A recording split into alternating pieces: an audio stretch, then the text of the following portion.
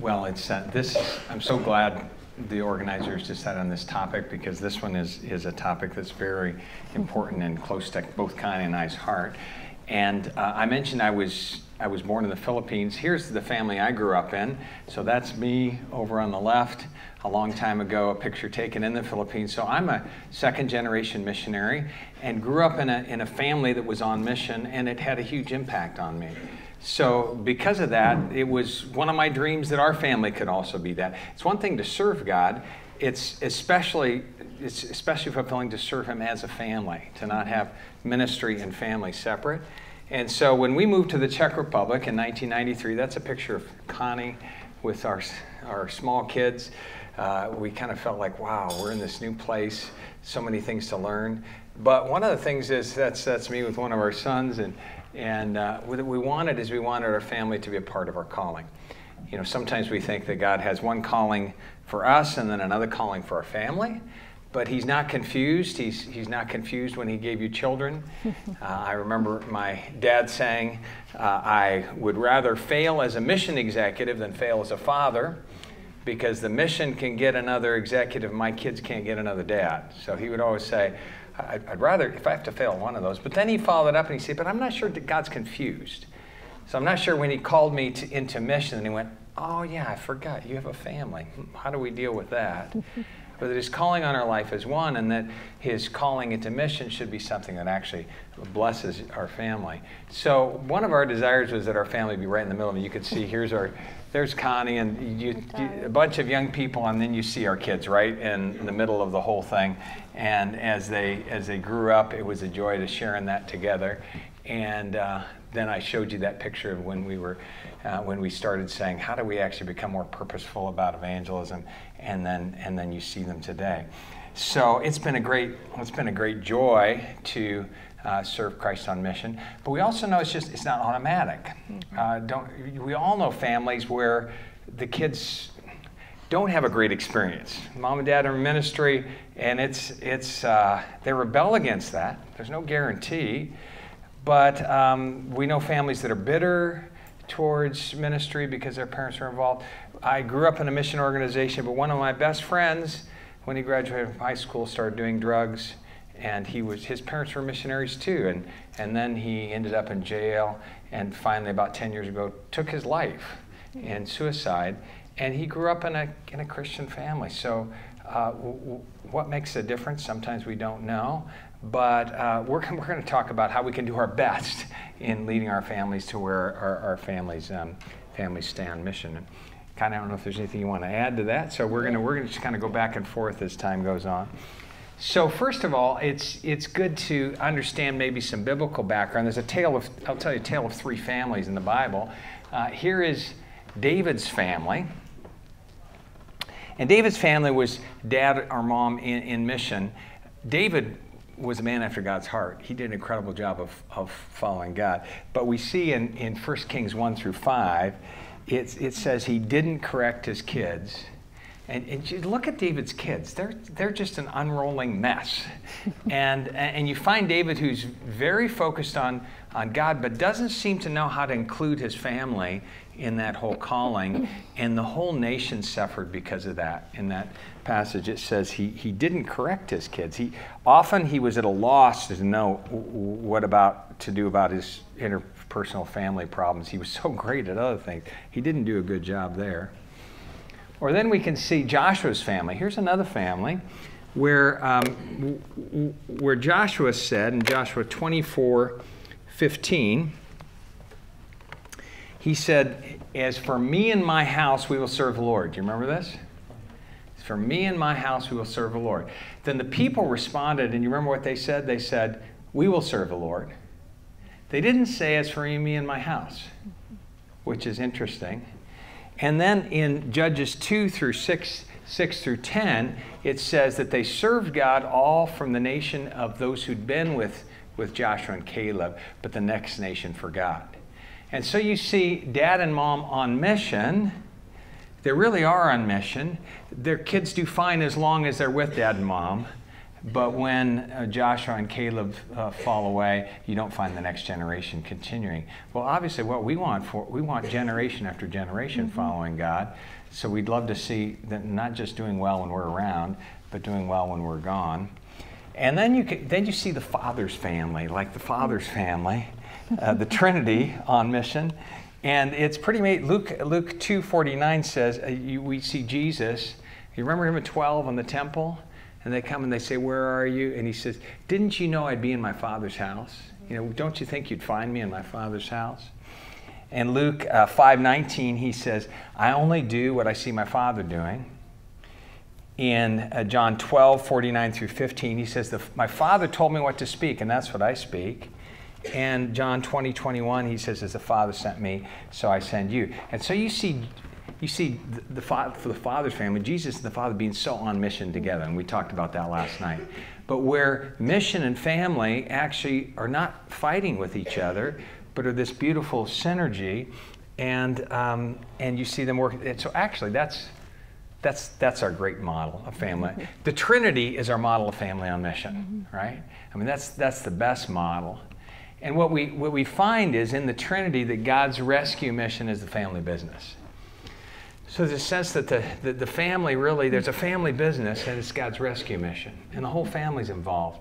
And it's kind of what we do together. When I was in the Philippines, there was a missionary school called Faith Academy. And my dad once talked to the director of that missionary school, and he says, how do the kids do here? And he said, well, some of them do well, some of them don't do as well. He said, but I can tell in my first conversation with a student how well they're going to do at the school, what kind of time we're going to have with them. My dad says, wow, how? He says, well, I ask them a couple questions. And one of the questions is, what do your parents do? So these are missionary kids, and they're asking the kids what their parents do. And he says, some of them say, oh, I don't know.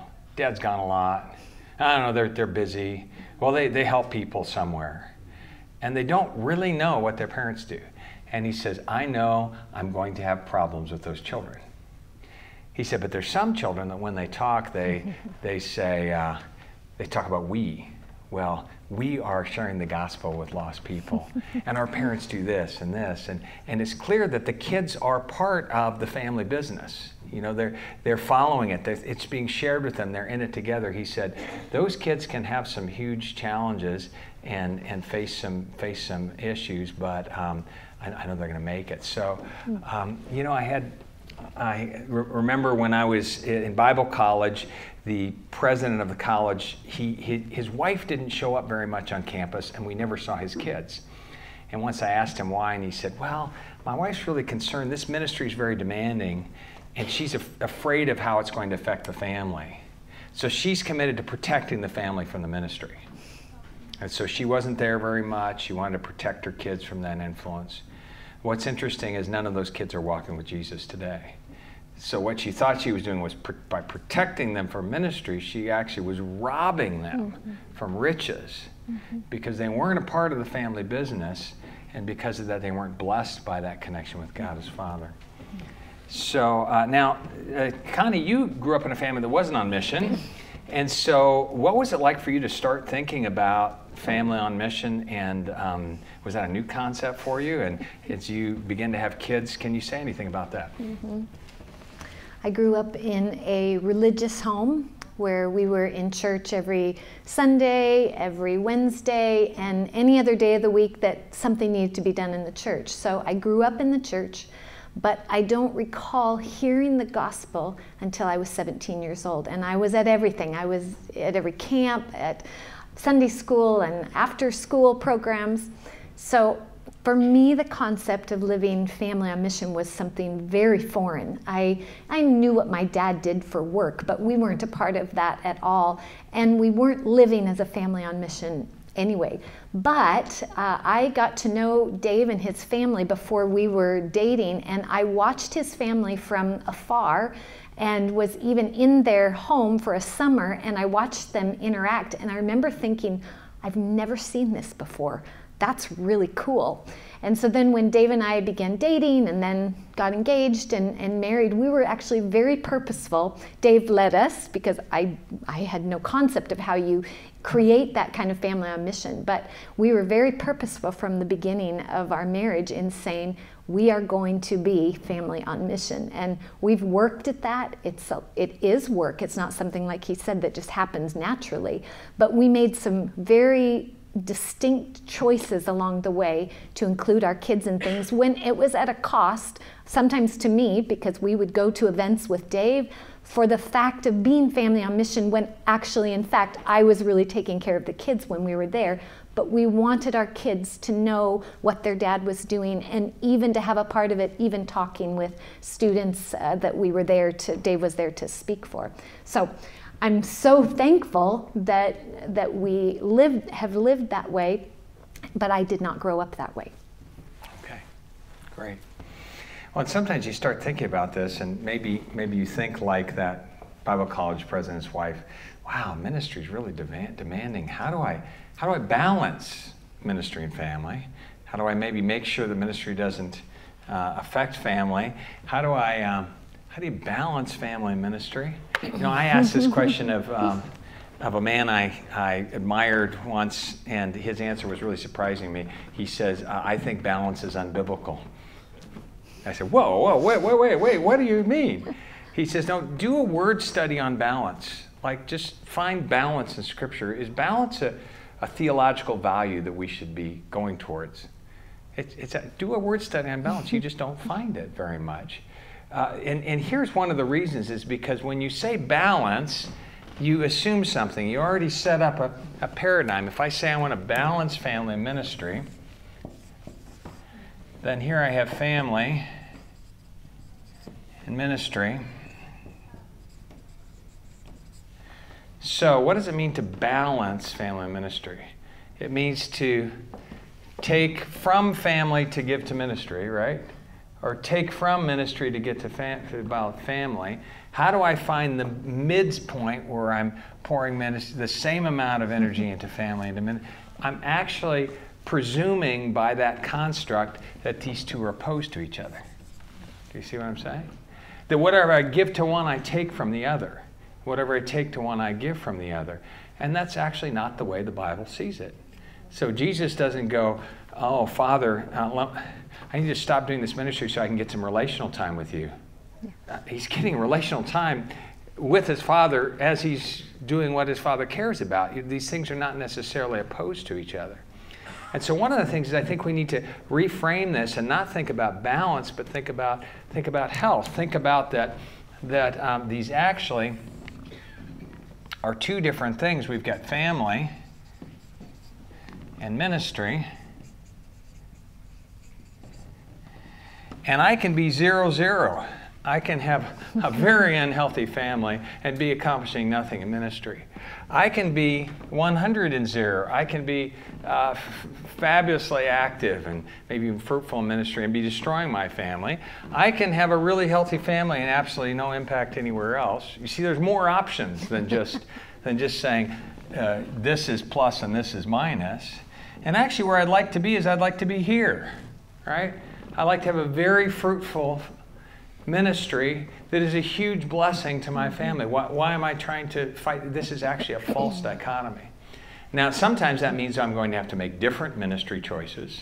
Sometimes I'm going to have to say no to things. Sometimes I'm going to have to rearrange my priorities. Sometimes I'm going to have to make different family decisions that my family actually will sacrifice for the cause of Christ. It will cost them something. It will. But we should bear that cost as a privilege in following Jesus. So there are things that I will do that will make an impact on either. But I actually want a really healthy family and a really fruitful ministry. That's what I'm going toward, and that's what I'm. So let's get out of our mind this idea of balance. It's actually a false dichotomy that I should be thinking about health, and realize that sometimes the things that are most healthy for my family are also the most healthy for my ministry. I remember a man that I was discipling, he would always start by asking, how's your walk with God? And then he says, how's your marriage? And then how's your family? And then he would start talking about my ministry. I'd say, well, don't you care about my ministry? He says, Yes, I do. That's why I'm talking about your family. I said, what do you mean? He says, you have no idea the impact that a healthy or unhealthy family has on ministry, that a healthy or unhealthy marriage has on family. And he said, basically, it's like this. We have these springs that you have to first fill up your relationship with God. This is my relationship with God. And then this spills over into my marriage. Then I need to be filling up my marriage. So these are like circles like this. And then it spills over into my family like this. And then from there it spills over into the ministry. You follow that? I don't know if I can draw that very well. But I need to walk with God, love my wife, care for my kids, and then the overflow of that goes into ministry. And if I do that well, I actually will have a much richer, healthier, more powerful ministry. Because when people say, hey, you're not a fake. I can talk to your kids and find out that they love Jesus and that you're the same at home as you are somewhere else. I watch your marriage and it's healthy. It's one of the reasons why we wanted to bring our kids to events is we realized that they learned from what we were teaching, but they also learned from what they were watching, as they were watching a healthy family that was on mission. So he would say, care for your walk with God, care for your marriage, care for your family, and then look how much bigger the overflow will be. You actually will have much more impact in ministry when all of these are healthy. Kind of just wondering if you have any reflections on that as you think about those springs. Well, it's interesting to look at our kids today, and we have 2 sons and a daughter, and our 2 sons have families. They're married, and one has 2 children, one has 1. And I think one of the greatest testimonies to God giving us what we needed to live family on mission with them is watching them do it now with their kids. And our son Tyler, who has 2 kids, they're 4 and 2. So these are little people. But he remembers, his earliest memories are being with us at events, sitting with us in church. I didn't take them out from the time that we could manage as well as we could, which was very young. We had them with us in church, sitting in church. And that's not the culture where we are. I don't know what your culture is here, but that was not the culture. A mom would not bring her kid to church. Mom takes like 3 months vacation from church as soon as she has a child. And so that's then, the way it is where we are. then she's in church very, very seldom, and they stop all ministry. If you've been involved in ministry before you had kids, you no longer do that. So I'm watching our kids now with our grandkids, their children, and they're modeling. They're doing the same thing they did with them, and they take them far away on trips. And Tyler was speaking, our oldest was speaking on the radio, and they had to drive to Brno and spend the night. And they stay in somebody's house, and they're all together in one room, and the kids sleep on the floor. And their kids think it's so much fun, because mom and dad say, it's great, this is what we do as a family together. So and we didn't do that either. Like, it's such a bummer that dad has to go speak again. I know, I wish we didn't have to go. I disciplined myself to talk about our ministry as a family in a positive way. And the more we talked about it, the more fun that it became. So. Great. Well, Families on Ministry starts with three rhythms. And if you read in Scripture in Deuteronomy, it speak about God when you stand up, when you sit down, when you're on the way. There's a rhythm of family on ministry, and family on ministry doesn't happen in just moments of time once or twice a year. There is a daily connection with God that's reflected in Deuteronomy 8:11, 18 through 21. And some of this, by the way, we're going fast on. I'm giving you the scripture so you can come back and look at it later. But it talks about trying to build into the entire nation of Israel this rhythm of focus and connection on God, a daily rhythm. And that can happen in different kinds of ways, by praying with kids before they go to bed, a verse or a short devotional at the dinner table. When I was growing up, when we finished our food, we never left the dinner table immediately, because my dad would always pull out a devotional and we'd read a short portion of scripture, and then we had these prayer cards for missionaries that we'd pass around and we'd pray for. We never finished dinner without talking about God, every single dinner. Not long ago, I was with my dad. My dad's 93, and he now does it at breakfast. And so about 3 weeks ago, I was at my dad's breakfast table with my dad and my mom. We finished breakfast. We didn't get up because he pulls out a devotional. Now he's doing something on different hymns and their histories. And so, but he would always stop and focus our attention on God every day, every single day. Still doing it at 93. Well, that rhythm builds something into children. Memorizing scripture together. We did this as a family. Talking about what God is teaching you. Just stopping and saying, hey, what's God been teaching you? Asking that question maybe at a meal. Now, exactly what you do for rhythm depends on you. But I think you should have some daily rhythm. So when I grew up, it was dinner. At the end of dinner. In our family, it was bedtime. So there can be different ones. And kind of just wondering, because you were kind of in charge of that, because I was on the road a lot, there was something you did just daily with our kids that was just firm. And tell us about what that was. Well, I shared with some of you who were with me last seminar hour. But from the time our kids were just very, very young, and it started because our daughter was very ill, and I really didn't know what else to do except kneel by her bed and pray at night.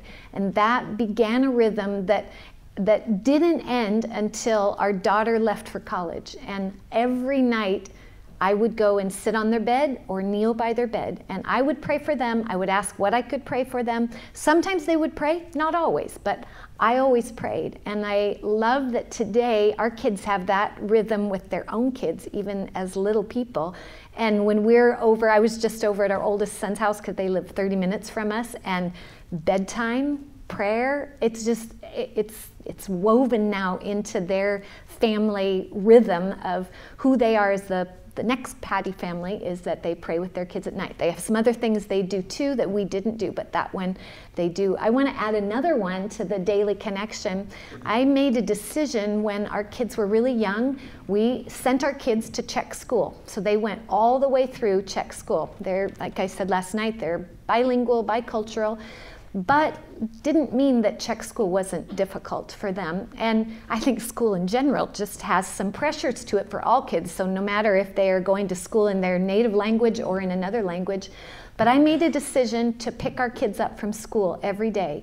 And it wasn't a long trip back and forth, but I was the first person that when they got in the car and I said, how was your day? What happened? I got the instant connection with them, and we would so often be turning to God out of those conversations. And so today, that's another one of those memories that they remember, that I would drive every single day. I drove them to school, drove them back, and it would have been easy. They absolutely could have walked to school, but that was a decision I really wanted to make as an impact on my kids' lives in being there, being a spiritual presence, and talking about God with them as soon as I got them back after their school time.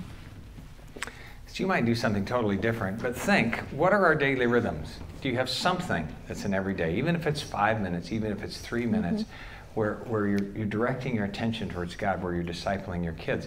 You disciple your kids first. That's one of the major places that you disciple. Here's the second one: weekly purposeful times with your entire family, family nights. We had a pastor's wife visit us when our children were small, and she spent about a week with us, and she got to the end and she just said, I just have one recommendation for you.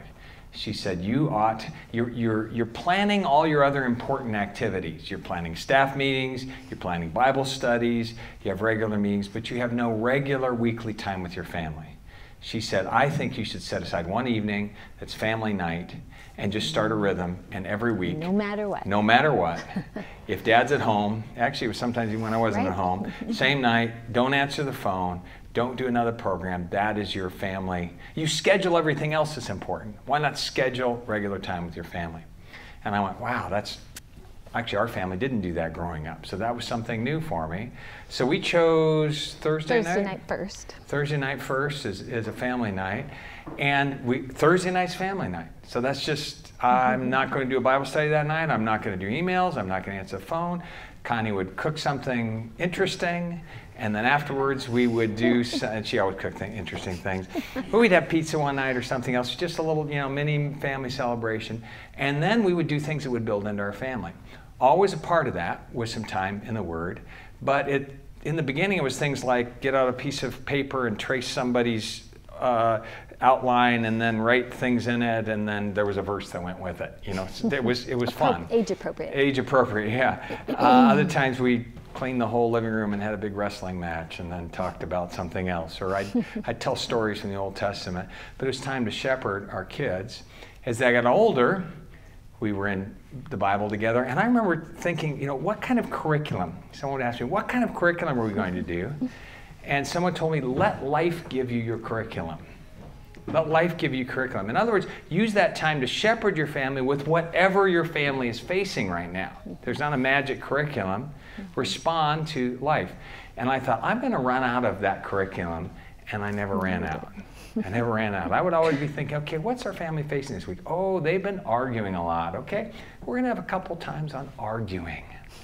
What does the Bible say about arguing, and how do you... So it was just a time to shepherd into problems. We're dealing with trials right now. What does the Bible say about trials? And then I told you this morning about the time I said, now we're going to equip our family for evangelism. And that's what we did in our family nights, was we practiced evangelism. One time, we were having testimonies at our church, and one of my sons got up, and he was talking like the typical teenager, looking down, talking like this, shoulders hunched, didn't look up. And I went, I've got to teach my kids how to speak in front of people. Because that just wasn't very good. And I want them to be people who make a difference, and so they're going to have to learn to talk. So the next time I said, okay, here's how you speak in front of people. And so I talked about coming up to the front, planting yourself with 2 feet, making eye contact with the audience, taking a breath, and then starting. So we practiced that in the living room. Walking up to the front, planting yourself, looking. And then I talked about pitch, pace, pause, and power, how to use your voice to hold people's attention, and we practiced. And then we talked about how do you tell stories in interesting ways, and we practiced. We actually did 2 months of public speaking and communication in our living room. By that time, we were doing it every Sunday night. And several years ago, we were at Moody Bible Institute where my daughter was attending, and she says, oh, Dad, I'm one of the speakers tonight. I said, really? You are? I said, how many people will be there? Oh, 5,000. My daughter was 21. I said, aren't you nervous? No, I know what to do. You taught me in our living room.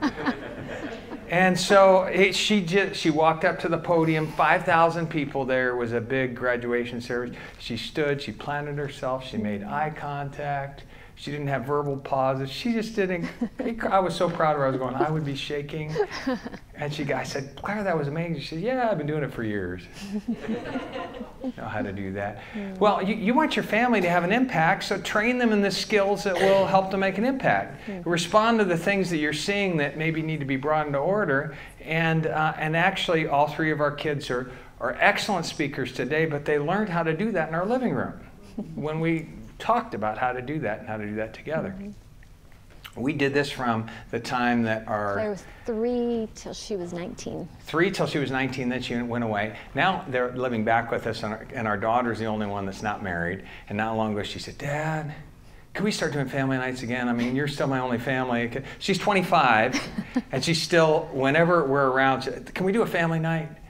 And we'll get together and kind of cook something, and we'll sit in the living room, and we'll open the Word of God, and we'll talk about how God's Word relates to whatever we're facing right now, and we'll pray for each other.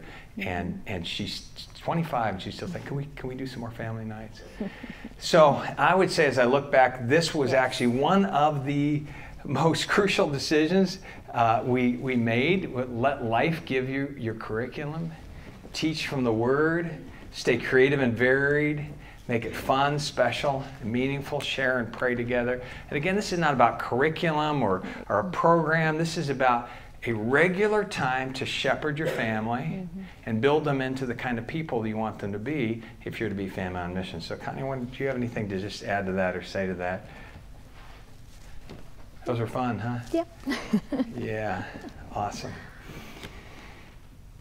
All right, and then here's the last rhythm, is regular engagement together in service. And here's some things we've already talked about. Include them in what you're doing. Bring them along. Think of creative ways you can serve together. When I was growing up, on one of our vacations, my dad said, we got to do something fun as a family on vacation. And we went back to the small town that he grew up in, Oregon, and there was a little bitty church of about 50 people, and we did a week of children's program, Vacation Bible School for that church, and we were the entire program. Our family did it. And that was our vacation. Was doing a vacation Bible school at this small little church. Well, that was so creative of my dad to think up, how can we serve together? And where he had part of the program, someone else did. Think about ways to serve together. You want to add to that? I do. Our family is musical. And one of the ways that we served together from the time that our oldest son was 13, we included him in worship at church. And our church isn't very big, worship is not very sophisticated, but we said, we'd really love for you to be part of the worship team with us. And so our son first learned the bass, and then he learned the guitar, and then our next son learned the bass, and Tyler jumped up to the guitar doing that full time, and then it became my ministry with the kids. Dave was doing some other things. He was an elder in the church and preaching a lot. So then all through high school, with each one of my kids, I first trained them how to be a worship leader, and then they took over and I supported them. Then that was with Tyler, and then Tyler moved on, and then Caleb came in. He was 3 years behind him, and so then I trained Caleb how to do it, and then he took over and I was just his support. And in the last year, Claire doesn't play an instrument, but she's a good vocalist and she's a good leader. She learned how to lead well after our public speaking training.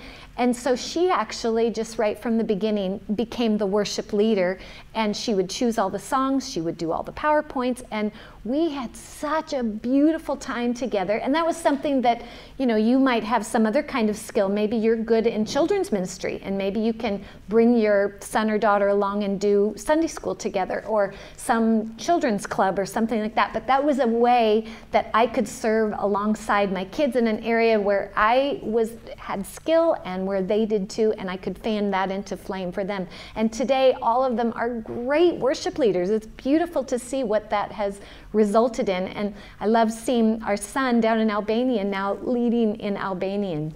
So that was a cool way for us to serve together in ministry. All right. Find their spiritual gifts and develop them. They may be different than yours. So how do you discern what God has gifted them in? And watch out for things that grab their heart and pursue them. Sometimes God made them different than we thought, or different than we are. And can you say something about Claire and that? So, when Dave was growing up, music was very important in his family, and everyone learned to play an instrument, and it was part of the Patty family identity that they made music together. So of course, we wanted to do the same. Both Dave and I are musicians. That's how we met.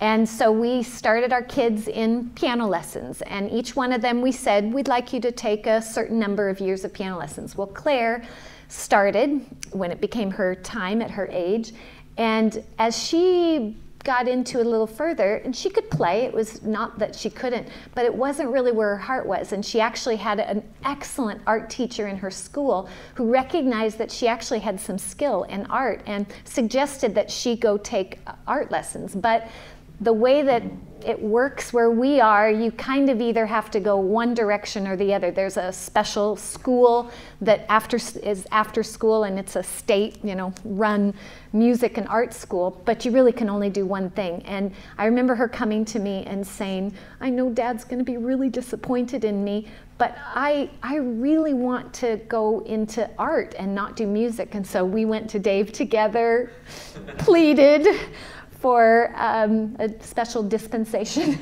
to be released from piano playing. Now, she developed her vocal skills because that continued on later, but she began to be in art, and it resulted to this day. She is just using art not only to create really beautiful things. She's a really gifted artist, paint.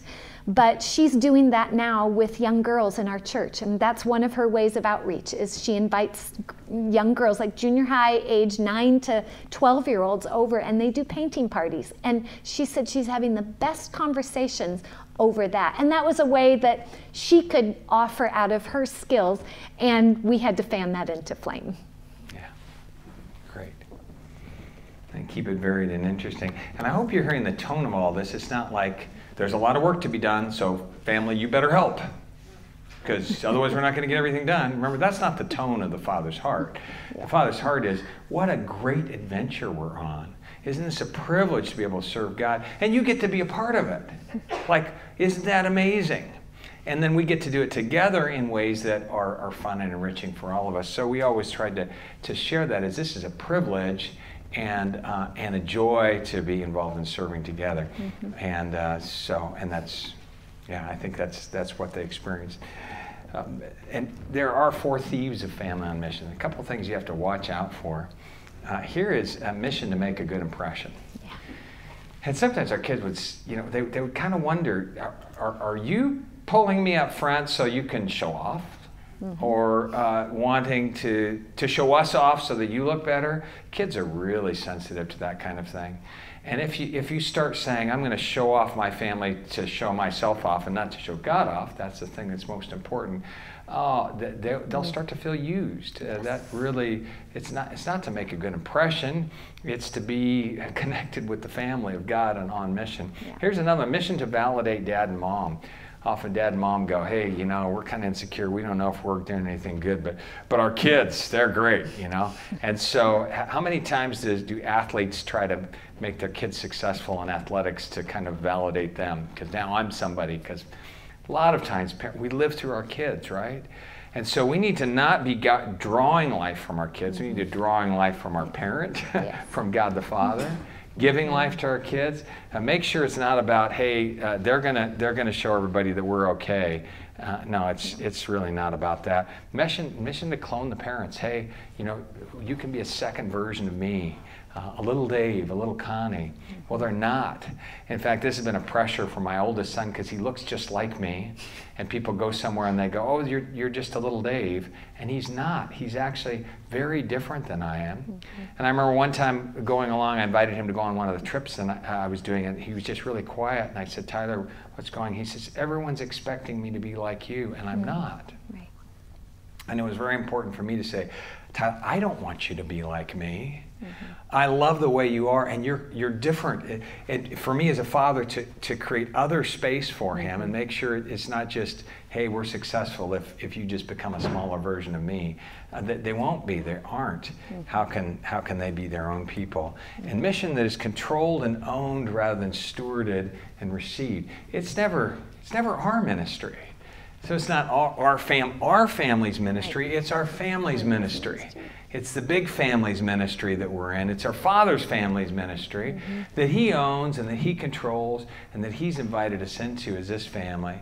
So sometimes in churches, you have churches where a pastor's family kind of takes over the church, and it's like the church becomes a family-owned business. And that's uncomfortable for people in the church. Like it's you know, the son's the youth pastor and the daughter's this and this and this. But they kind of run it like we own this church. This ministry is our family's business.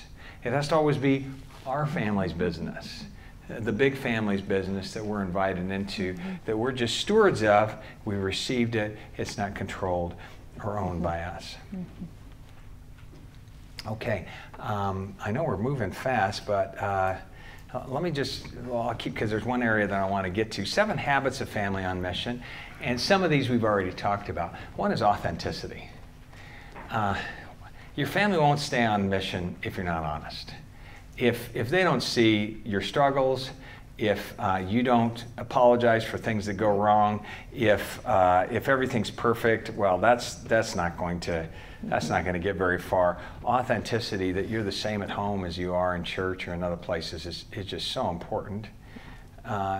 Conversation about mission, that you actually talk about it. It's not that there's this ministry world and the family world, but in the family you talk about people you're praying for, and people you're shepherding, and what you're asking God for to do. And I wonder, Connie, if you have anything to say about either of those, authenticity or conversation about mission.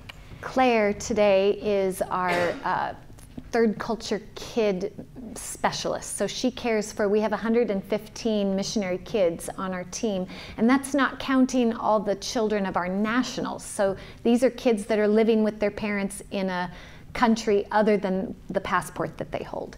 So she has 115 of those kids, and she travels through these 14 different countries, going to families and talking with them about how they can help their family be family on mission. And she said to me after a trip recently, she said, "Thank you so much for not protecting me from the hard things of ministry." And we didn't do that until late. We did protect them until they were at an age where we could speak genuinely and authentically about the difficulties that we were experiencing. Sometimes personal ones within ourselves, that it was something difficult, or sometimes we talked appropriately about others that were struggling. So we would never divulge things that were not meant for them, that were personal, that would be inappropriate. But sometimes there were things that we could actually share, and we would pray about it together as a family. And she said, "I needed to know how difficult ministry was." She said, "Thank you for giving me an appropriate view of what ministry is. It's tough. People are, if we could all just do ministry without people, right? You know? But people's problems and their difficulties and their sufferings and their trials, and you enter into that, and if you're not prepared for that, if you don't prepare your kids for that, that can be a real shock to them and a turnoff." So we tried to live very authentically with our kids between us, not that, again, appropriately, age appropriately, and issue appropriate, but we tried not to shield our kids from the things that, weaknesses in ourselves and struggles that we were going through, and even in the ministry, things that we were working through and dealing with. And it's been a benefit to them as they have stepped into positions of leadership today. Great. Okay, a couple more. Learning by doing. Learning by doing, this is a big theme of all of Scripture. But how do we actually engage our kids, not just in observing or talking about, but actually in doing pieces? We've talked about some of those ideas already. I can remember being 12 years old, and my dad would prepare his sermons at the kitchen table. And he'd be out, he'd have the Bible out, and I'd be sitting in the living room. He said, Dave, come over here." I say, "What?" He said, "I just got to tell you, I'm thinking through this passage, and I'm thinking about this point and this point. What do you think about that? Do you think that fits together? And I'm thinking about this illustration here. Like, does that make sense to you?" And he would actually talk through his sermon with me, sitting around the kitchen table and asking my input. Now, I never had any input. I was like, "Oh, it sounds good." But I really think he was honest and asking, like join me in my sermon presentation and give me your thoughts and your feedback. Mm-hmm. And part of how I learned to prepare a message was getting involved with my dad as he was preparing those messages. Mm-hmm. So how do we learn by doing? Mm-hmm. How do you equip for mission? We've already talked about a couple of these things, actually. I talked about some of that this morning. And here's another one. Sacrifice and service is privilege. Yeah. Sacrifice and service is privilege. One of the things my dad used to say is he would say, when we'd be experiencing something, he'd say, "These are the kinds of experiences only millionaires and missionaries get to have." It was always like, isn't this a high calling? Sometimes he would quote Charles Spurgeon, who said, "If God calls you to be a missionary, don't stoop to be a king." You know, and it was particularly our calling as missionaries, but on mission, what a high calling. But also, he would talk about the sacrifice. But the sacrifice in terms of, it's the pearl of great price. You're selling everything, but what you're gaining is worth so much more. And so it actually is a privilege to sacrifice for Christ. It's a great honor to serve Him. It's amazing to be involved in things that have eternal value. And that was always the talk. It wasn't, church work is tough, but somebody's got to do it. I can't believe these people. It was, this is difficult, but isn't it worth it? Isn't it great that we get to be a part of things that make a difference and last forever? And that tone is very important. Sacrifice and service as privilege is really important. And even as we've interviewed the kids of parents, this is as Claire has done some of that, that's a theme that comes up over and over again. Emotional availability and celebration. I wonder if you have something to say about either of those things. I was talking today with Evelina, and saying that in the early years when you have kids, they're very physical years. The cost is often physical. You're up late at night, you have sick kids that you have to sit with and that.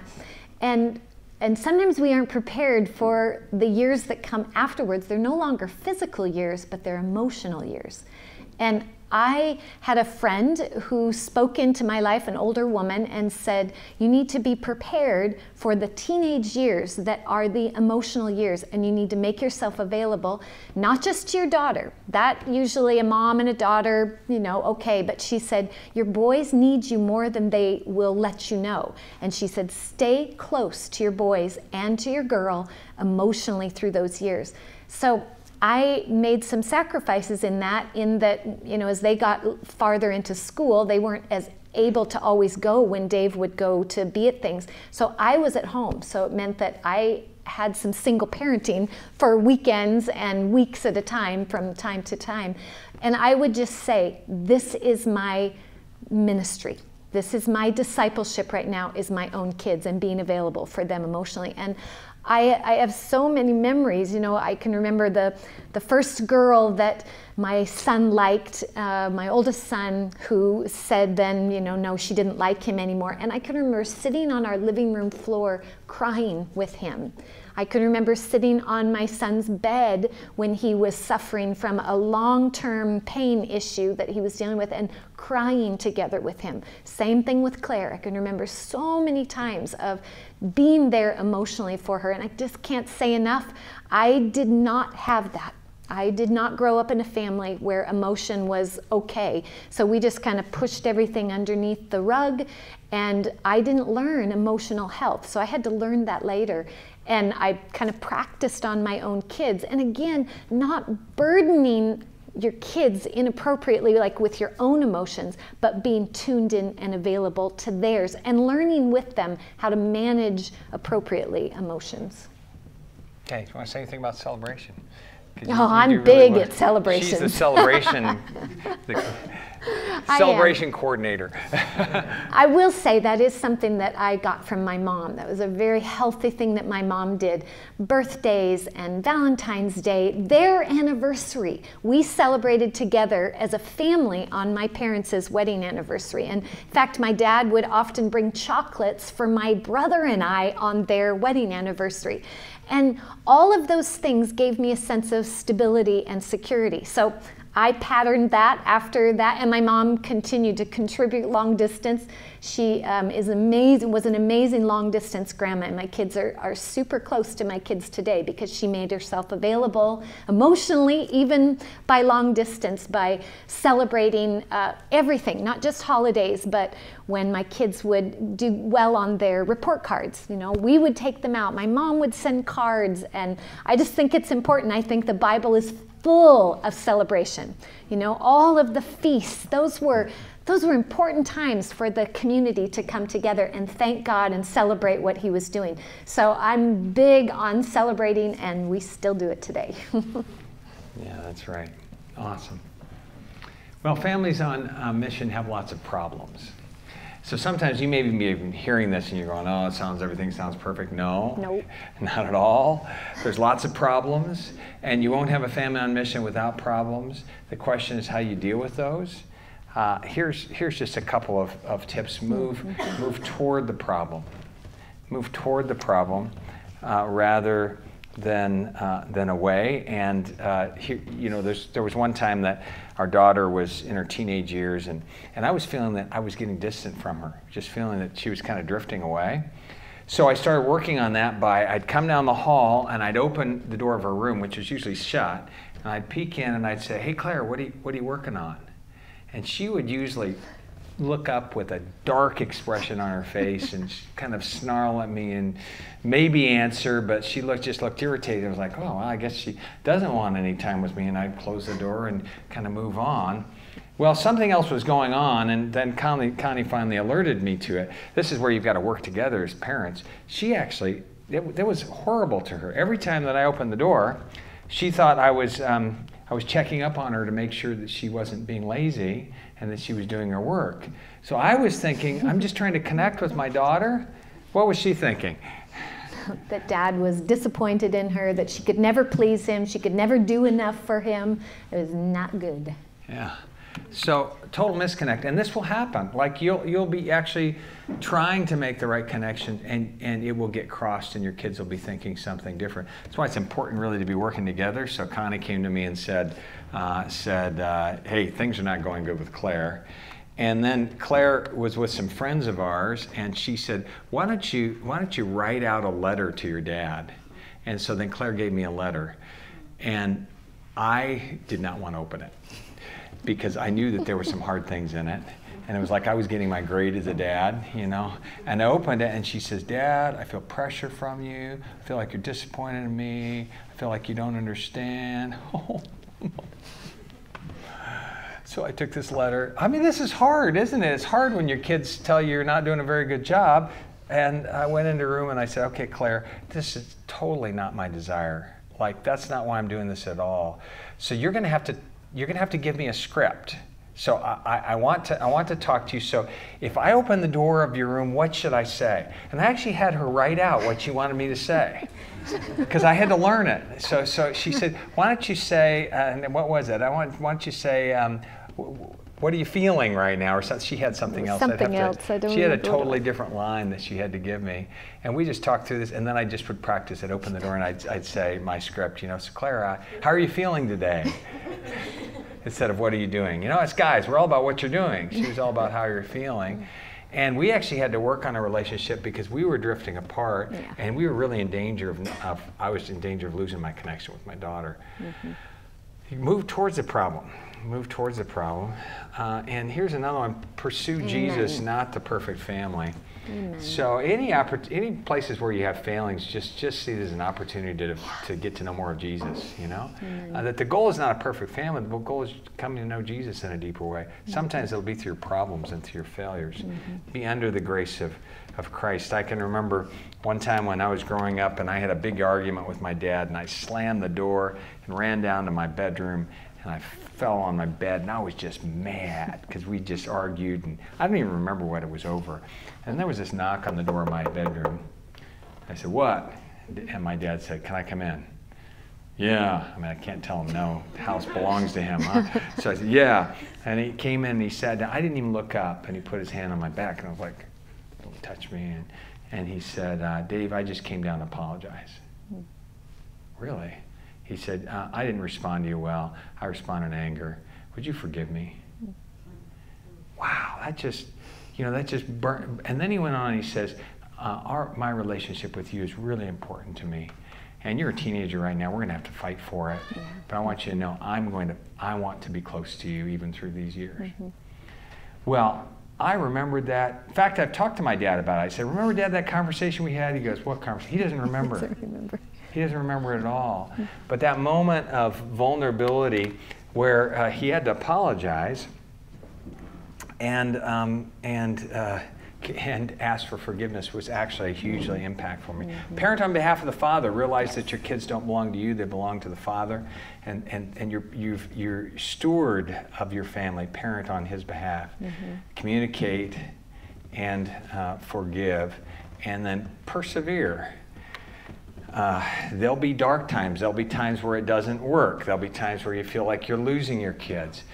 And one of the keys is keeping going and keeping believing and not giving up. And we could tell you some stories. There was one issue, and we're out of time, but there's one issue that we dealt with our two boys who would fight all the time. And we dealt with that for probably 8 years.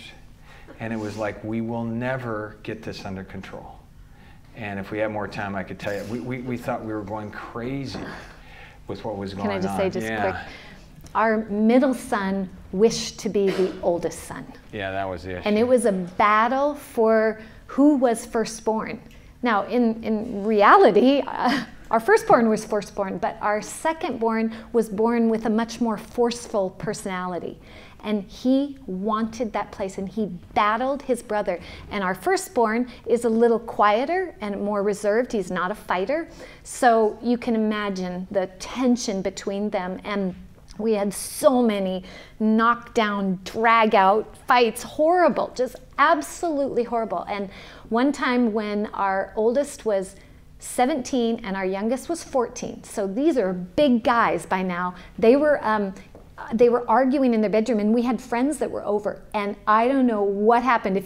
I wish they were here, I wish they could tell you what it was like, but it was just the end. And I grabbed both of them and I took them into my room and I locked the door and I said, we are not leaving here until you forgive each other, you confess your sins to each other. And I said, the devil is getting a hold in our family. And I was like on fire.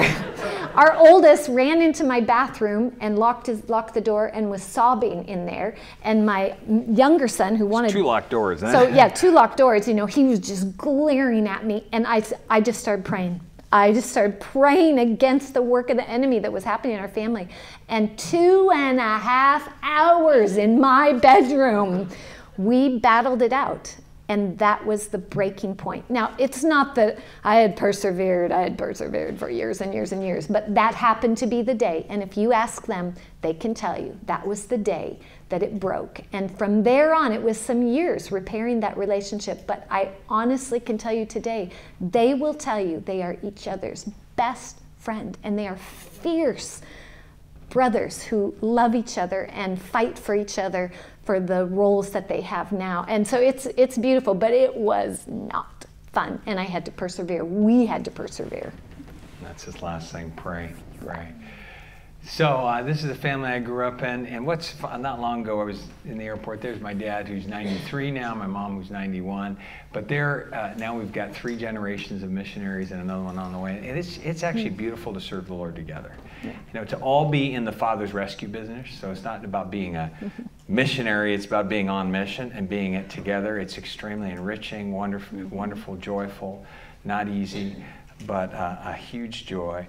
And that's why he says, fix these words of mine on your hearts and minds, tie them as symbols on your hands, bind them on your forehead, teach them to your children. Talk about them when you sit at home, when you walk on the road, when you lie down, when you give up. Write them on the door frames of your house and your gates, so that your days and the days of your children may be many in the land the Lord swore to give to your ancestors, as many as the days that the heavens are above the earth. So I was going to have a time of questions, and we used it all up. So we had a lot to say. So it's 4. Our time's done. And but also, if you have some questions and somebody want to stay and ask some questions, that's fine too. I don't know, Martin, what you want to do right now, because we're at the end of our time. We start by just giving you a hand, and then we talk about it. Okay. Thank you.